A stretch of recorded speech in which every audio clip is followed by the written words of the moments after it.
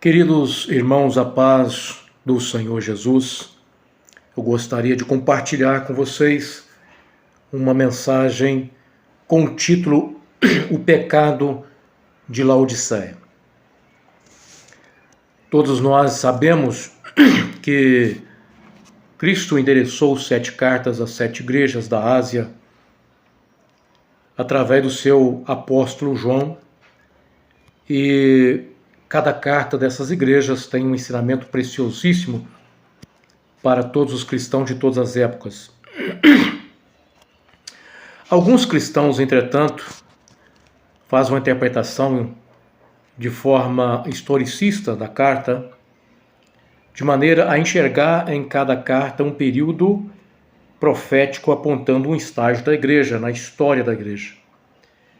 Dentro dessa visão, nós estaríamos, então, vivendo o último momento, ou seja, seria o período da igreja de Laodiceia. Embora eu discorde desta interpretação, ainda assim é possível percebermos claramente que o pecado de Laodiceia encontra lugar em muitos corações de muitos cristãos nos nossos dias. E é exatamente por causa disso que eu quero trazer essa mensagem para a reflexão dos irmãos que terão acesso. Que você possa, em nome de Jesus, abrir a sua mente, abrir os seus ouvidos, abrir o seu coração para aquilo que você vai ouvir a partir desse momento. Que o Espírito Santo possa iluminar a sua mente nesse momento. Eu quero falar com você sobre o pecado de Laodiceia. Esse pecado grave, terrível, que afetou aquela igreja, que quase levou aquela igreja à ruína total, é um pecado que tem levado muitos cristãos à perdição. Eu gostaria de começar com você uma reflexão dizendo o seguinte: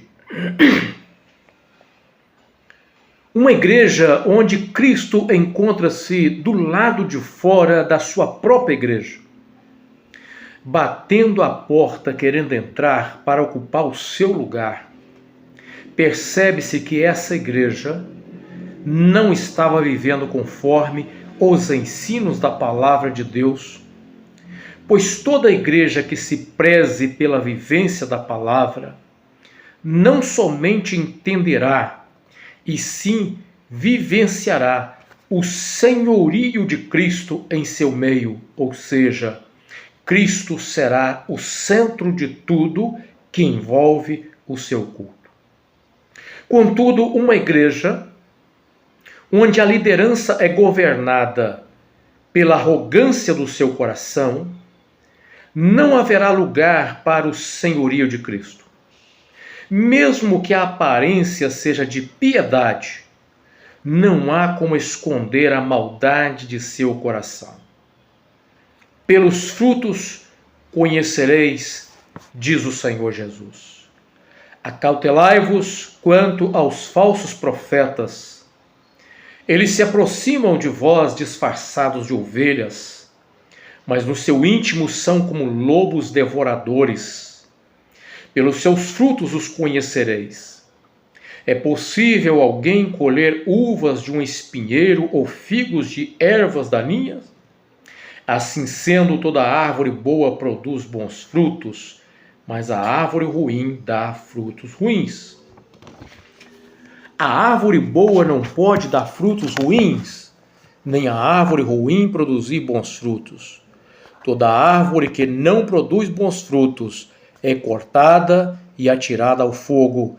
Portanto, pelos seus frutos o conhecereis. Mateus capítulo 7, versículos 15 ao 20, palavras do Senhor Jesus. Muitos não aceitam conselhos.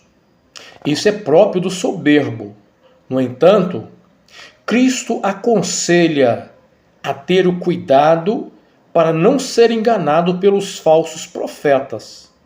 Geralmente, eles procuram disfarçar sua espiritualidade por meio de manifestações do sobrenatural. Já ouvi pessoas dizerem: se Deus não está agradando de mim, não estaria me usando com revelações. Não devemos nos avaliarmos por meio das manifestações sobrenaturais, e sim pelo fruto do Espírito, pois o fruto está relacionado com o caráter do cristão. A palavra de Deus diz assim: nem todo aquele que diz a mim, Senhor, Senhor, entrará no reino dos céus, mas somente o que faz a vontade de meu Pai que estás nos céus. Muitos dirão a mim naquele dia: Senhor, Senhor, não temos nós profetizados em teu nome, e em teu nome não expulsamos demônios, e em teu nome não realizamos muitos milagres?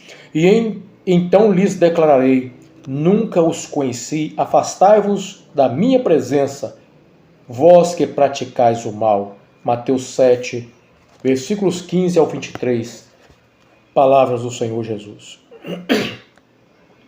Simão Pedro, servo e apóstolo de Jesus Cristo, aos que conosco alcançaram fé igualmente preciosa pela justiça do nosso Deus e Salvador Jesus Cristo, graça e paz vos sejam multiplicadas pelo conhecimento de Deus e de Jesus nosso Senhor, visto como o seu divino poder nos deu tudo o que diz respeito à vida e piedade, pelo conhecimento daquele que nos chamou, pela sua glória, a virtude, pelas quais ele nos tem dado grandíssimas e preciosas promessas. Eis que eu estou à porta e bato. A palavra do Senhor mostra Cristo batendo a porta.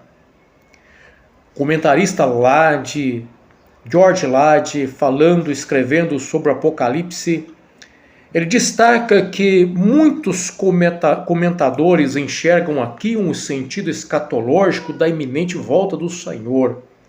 Porém, o contexto é de chamada ao arrependimento. Devemos preferir a interpretação que vê Cristo dando uma oportunidade para essa igreja. E aí nós temos a contribuição de Allen, que afirma que esse contexto ou essa passagem retrata o Senhor Jesus procurando entrar em sua própria igreja, com o propósito de renovar a comunhão, embora seja normalmente entendido apenas no sentido individual, como Cristo batendo a porta do coração de uma pessoa. Mas o sentido de ambos e o mesmo, a busca pela comunhão vital com aqueles que lhes deram ouvido. Allen, 2010, página 764. Quanto ao pecado dessa igreja, pode ser notado na expressão: porquanto dizes, rico sou e estou enriquecido, e de nada tenho falta. Essa é uma frase que demonstra que o pecado dessa igreja, que fazia como que o Senhor tivesse ao ponto de vomitá-la, foi a soberba. A soberba. Outras cidades anteriormente também se tornaram semelhantes a ela. Antigamente, como Moabe, a Babilônia, Tiro e outras, mas todas sofreram por isso. Fica um alerta aos que frequentam lugares dominados por liderança soberba. O risco não é apenas de ser contaminado, mas de ser rejeitado no final da vida pelo Senhor. Contudo, o amor do Senhor foi expresso na carta de repreensão. Eu repreendo e castigo a todos quantos amo. Sê, pois, zeloso e arrepende-te. O arrependimento, como já é notório em nossos dias, deixou de fazer parte da pregação em muitos lugares, o que nos faz levantar um questionamento: o que evangelho está sendo pregado nesses lugares? É comum ouvir em diversos lugares frases tais como: Não temos que perdoar quem desligou da nossa comunidade, da nossa igreja. Outro pastor dizer: se algum membro da igreja está em pecado, então não está pregando o evangelho, porque a igreja já foi purificada pela lavagem, pela palavra. Ou seja, numa interpretação completamente equivocada do texto bíblico, chegam-se à conclusão de que não existe mais pecado na igreja, porque a igreja já foi purificada. No entanto, a Bíblia afirma exatamente o contrário disso. Se dissermos que não temos pecado nenhum, a nós mesmos nos enganamos e a verdade não está em nós. Se confessarmos os nossos pecados, Ele é fiel e justo para nos perdoar os pecados e nos purificar de toda injustiça. Se dissermos que não temos cometido pecado, fazemo-lo mentiroso e a sua palavra não está em nós. 1 João capítulo 1, versículos 8 a 10, utilizando-se a versão Almeida, Revista e Atualizada. Cristo estava dando mais um tempo para que a sua igreja se arrependesse. Eu repreendo e castigo a todos quanto amo, sê, pois, zeloso e arrepende-te. As palavras duras, muitas das vezes, podem revelar, ao contrário do que muitos pensam, um amor de alguém que se importa verdadeiramente. Em Hebreus, o escritor diz: porquanto nossos pais nos disciplinavam por um espaço curto de tempo, de forma que melhor lhe parecia. Deus, entretanto, nos corrige para nosso bem maior, a fim de que possamos participar plenamente da sua santidade. Toda correção, de fato, no momento em que ocorre, não nos parece ser motivo de contentamento, mas de frustração. Mais tarde, no entanto, produz fruto de justiça e paz para todos aqueles que por ela foram disciplinados. Hebreus 12, 11 ao 10. Ninguém nasce arrogante, essa é uma verdade. Mas todos nascemos com predisposição a sermos arrogantes. Ninguém escapa dessa possibilidade. Isso porque nós já nascemos corrompidos pelo pecado. O meio em que vivemos, o que ouvimos e alimenta o nosso ser, pode contribuir para o que nós nos tornemos soberbos. Pessoas soberbas são pessoas cheias de si, não aceitam opiniões dos outros, sempre estão certos e os outros errados. Se confrontados em suas opiniões, não conseguem lidar facilmente sem levar a discussão para agressão verbal, física ou no campo litigioso. Às vezes, chegam a processar os contradizentes por apenas discordarem, para cerceá-los, a fim de que a sua opinião não seja confrontada. Isso é muito comum em lideranças de seitas ou no campo da política, quando esta tem um viés mais autoritário. Gustavo Mendonça escrevendo sobre liderança, disse o seguinte, abre aspas: um líder soberbo é geralmente alguém que acredita que é melhor do que os outros e que suas opiniões e decisões são sempre corretas. Eles podem ser muito orgulhosos de suas realizações e podem ter dificuldade em reconhecer os erros e fraquezas. Isso pode tornar difícil para os outros funcionários expressar opiniões e ideias diferentes. E os líderes soberbos podem se recusar a ouvir ou considerar as sugestões dos outros. Fecha aspas. Gustavo Mendonça, superando a soberba do líder, o impacto da humildade na liderança eficaz. Observe que Mendonça diz que o líder soberbo acredita que é melhor do que os outros e estão sempre certos. São muitos orgulhosos de suas realizações e não reconhecem facilmente o fracasso. Embora Mendonça esteja tratando de liderança empresarial, é possível vermos com certa frequência essas características em líderes de congregações ou denominações cristãs. Uma liderança soberba não permite que seus liderados questionem suas ordens e ensinos. Tudo deve ser aceito sem questionamento. Se houver quem ouse questionar, sofrerá represália. Seus ensinos e ordens são impostos aos seus liderados. Não é saudável para uma congregação aceitar tudo que vem da liderança sem julgar o que está sendo dito. Não é assim que a palavra de Deus nos instrui.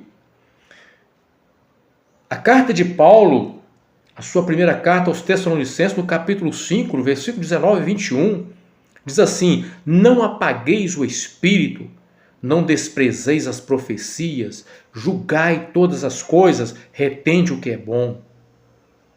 Ainda também na carta de João, na sua primeira carta, capítulo 4, versículo 1, diz: amados, não creiam em qualquer espírito, mas examine os espíritos para ver se eles procedem de Deus, porque muitos falsos profetas têm saído pelo mundo. Ao contrário do que as lideranças soberbas incutem na mente dos seus liderados, que não se pode questionar uma liderança, porque isso seria soberbo, isso seria pecado, isso seria o pecado de rebelião. A palavra de Deus nos instrui a sermos prudentes, a examinarmos o que nós ouvimos, a ponderarmos as coisas. Uma comunidade arrogante se orgulha dos seus atos e dispensa a ajuda de outras comunidades por julgar ser ricos o bastante para não precisar de alguém. Ninguém de fora da comunidade, de tal comunidade, tem algo para oferecer que seja relevante, uma vez que essa comunidade soberba está elevada acima das demais. Uma comunidade arrogante dificilmente citará em seus ensinos fonte de autores que não sejam de sua própria comunidade. Além da arrogância e a prepotência, é possível o pecado da hipocrisia, semelhante aos fariseus da época de Cristo. É comum atacar essas lideranças arrogantes, soberbas, é comum atacar os erros dos outros, pois não conseguem enxergar seus próprios erros, ou admiti-los pelo menos. Em Lucas, no capítulo 6, versículo 41 ao 42, nós encontramos: por que vês tu o argueiro no olho do teu irmão, porém não reparas na trave que está no teu próprio? Como poderás dizer a teu irmão: deixa, irmão, que eu tire o argueiro do teu olho, não vendo tu mesmo a trave que está no teu? Hipócrita, tira primeiro a trave do teu olho, e então verás claramente para tirar o argueiro que está no olho de teu irmão. Veja bem que o ensinamento do Senhor Jesus a respeito disso é que você deve sim procurar tirar o argueiro que está no olho dos outros. É um papel cristão abrir os olhos, ou pelo menos mostrar a verdade. No entanto, um cristão não pode ser hipócrita a ponto de não enxergar os seus erros e suas limitações e se colocar acima dos demais. Esse pecado pode ser encontrado dentro de uma comunidade ou fora dela, como no caso, alguns desigrejados. A carta aos Hebreus trata de uma apostasia, adverte do perigo de deixar a congregação cristã. É importante ressaltar que não se trata de uma denominação, e sim do ato de congregar como igreja. É verdade que muitas das falhas apontadas pelos chamados desigrejados têm fundamento, estão cobertos de razão. Dizem não congregar devido às falhas do sistema religioso. Buscam justificar suas atitudes fora. O problema é que, quando buscam justificar as suas atitudes fora, quando deveriam buscar em si próprios. A soberba não nos permite enxergar a falha em nós. Ela sempre vai estar no outro. Ao decidir não congregar devido à falha dos outros, como fazem os desigrejados? O que eles estão dizendo com essa atitude? Eles estão dizendo com tal atitude que é melhor a tal ponto de não caber em qualquer sistema, pois todos os sistemas são falhos. Nenhum sistema é digno de tal pessoa. Não se pode esquecer que a marca do cristão deve ser a humildade, enquanto do adversário a soberba. Nos dias de Cristo, qual sistema foi digno dele? Mas ele foi apresentado no sistema, cresceu no sistema, pregou no sistema, curou no sistema. Romanos capítulo 12 diz assim: abençoe aqueles que os perseguem. Não os amaldiçoem, mas orem para que Deus os abençoe. Alegrem-se com os que se alegram, chorem com os que choram. Vivam em harmonia uns com os outros, preste atenção. Vivam em harmonia uns com os outros. O cristão deve procurar viver em harmonia. Não sejam orgulhosos, mas tenham amizade com gente de condição humilde. E não pensem que sabem de tudo. Esse é o conselho para uma boa vivência e convivência cristã. A humildade. Ranieri Menezes escreveu em um blog intitulado Frases Protestantes o seguinte, abre aspas: se alguém me questionasse sobre a razão de eu ser um desigrejado, eu tinha na ponta da língua uma lista de razões para não querer fazer parte de nenhuma igreja. Afinal, Jesus Cristo não registrou nenhuma denominação, disparava. Minha lista poderia se chamar 7 razões para ser um desigrejado. Número 1, o grande culpado é sempre o pastor e a liderança. Número 2, o outro grande culpado é o pessoal do louvor. Número 3, o outro não menos culpado é que na igreja só tem hipócritas.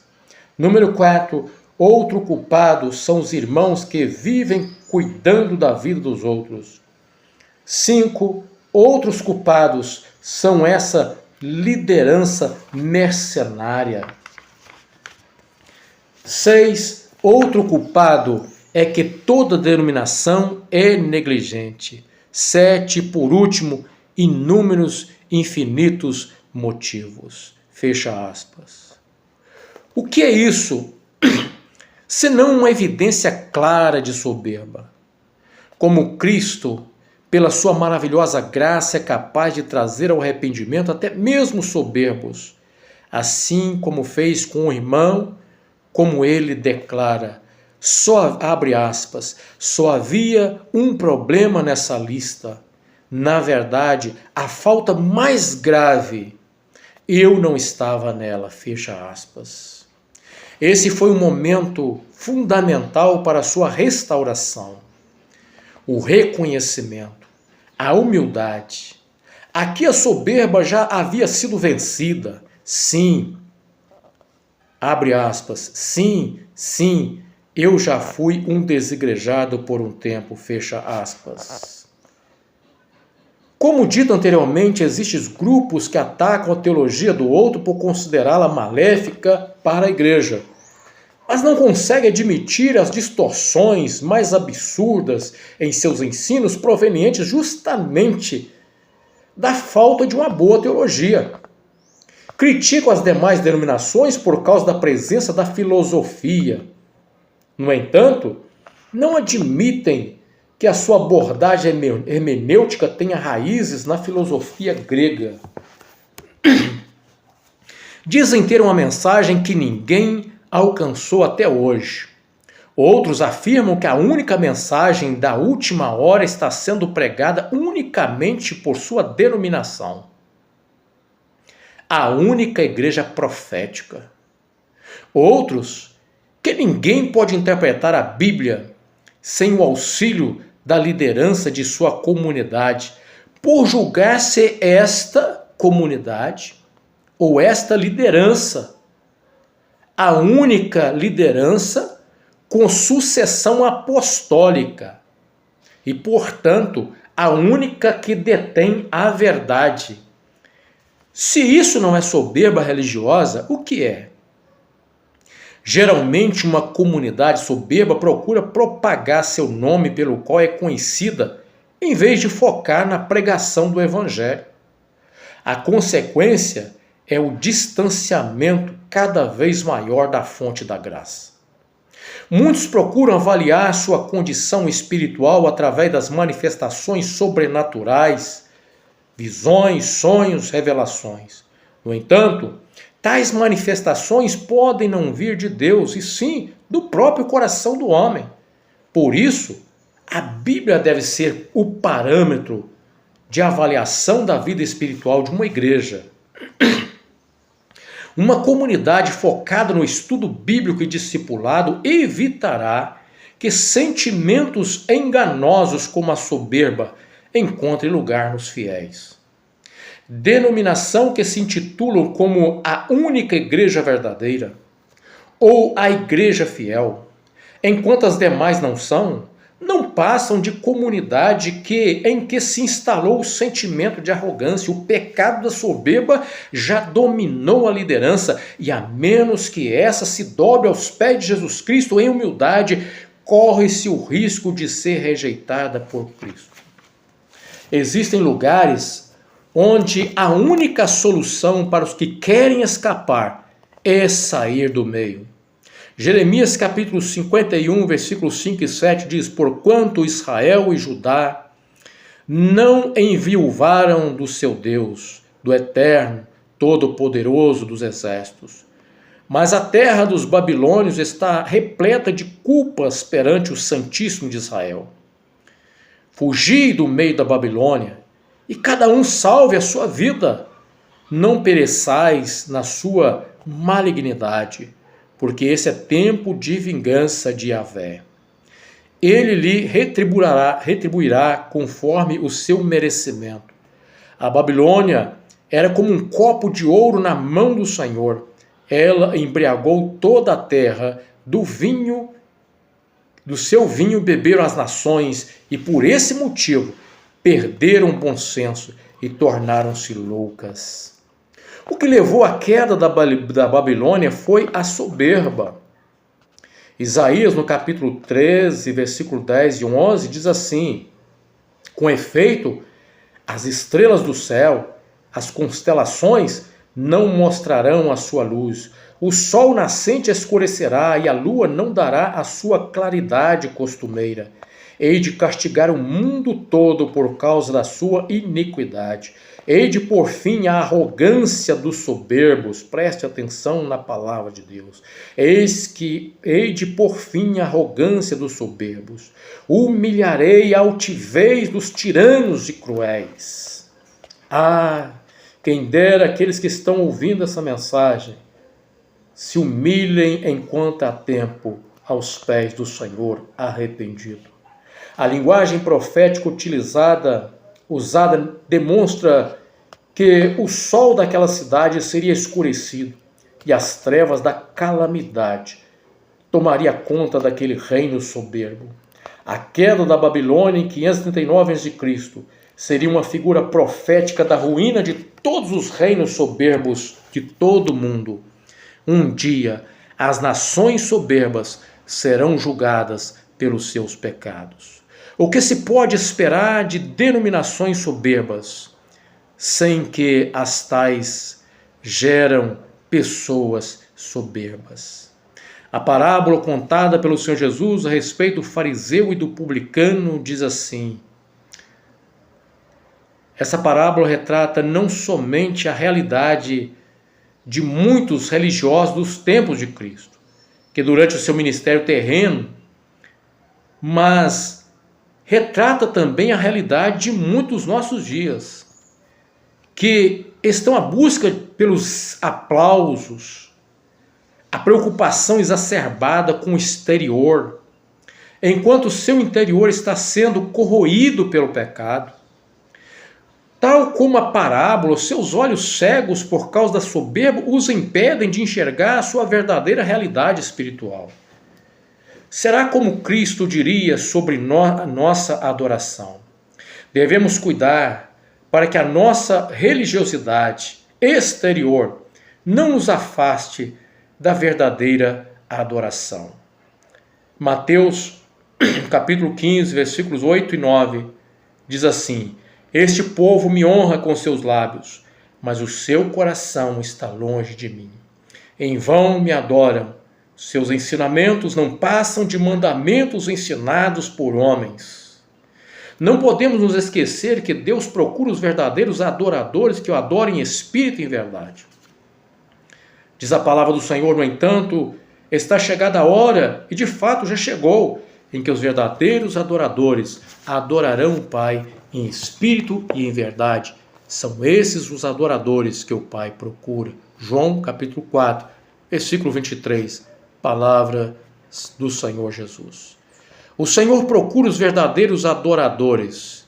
E a pergunta que devemos fazer é: será que sou um verdadeiro adorador? Que Deus possa abençoar a cada um que ouviu até aqui, que teve paciência de ouvir, e que essa mensagem produza fruto no seu coração e que outros possam ser abençoados pelo testemunho daquilo que você vivenciará pela fé em Cristo Jesus, ao se humilhar, ao render-se arrependido aos pés do Senhor Jesus Cristo. Que Deus abençoe a todos, em nome de Jesus.